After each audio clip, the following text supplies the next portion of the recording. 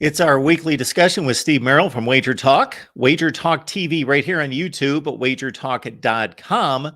And Steve is on a roll, 16-1 against the spread in his under the radar selection that he provides for us exclusively here at the Voice of College Football. Where you get that is on Patreon /MarkRogersTV or as a YouTube member on the main channel.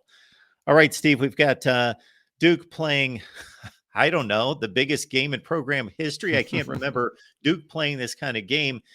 In terms of conference play, they had a huge win over Clemson in week one as a 13-point dog, winning by 21. But in regards to national relevance at 4-0, they could really put themselves on the map. And of course, Notre Dame comes to town as a 5.5-point favorite coming off that excruciatingly tough loss against Ohio State. Yeah, and it's setting up well for Duke because they have their bye next week before NC State at home, and then that huge game at Florida State on October 21st. So, yeah, if they win this game, can make an argument they control their own destiny, right? They could definitely run the table if they win at Florida State. We'll see. You know, the Clemson win, rather, little misleading. They were outrushed and outpassed in that game, as you know.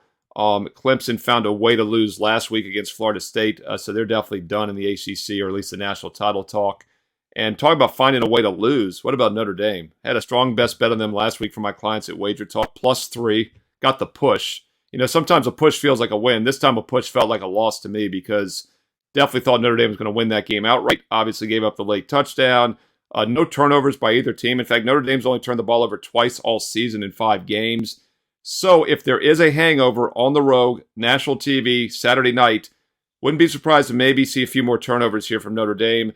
My database simulation does not account for letdown spots, and it still has this game as a pick'em. In fact, 10,000 simulations, Notre Dame winning by 0.5 point on average. So there is line value here with Duke, and I think you can make an argument there's a good situational setup as well after that tough loss from Notre Dame.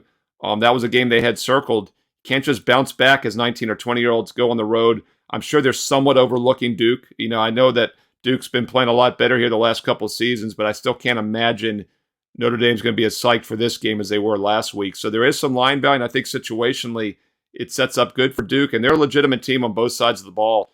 6.8 yards per play offense, 4.1 on defense. That's actually better than Notre Dame now, who's given up 4.2 after last week. So this is a good Duke team, an underrated team, and the point spread shows once again they're catching too much value.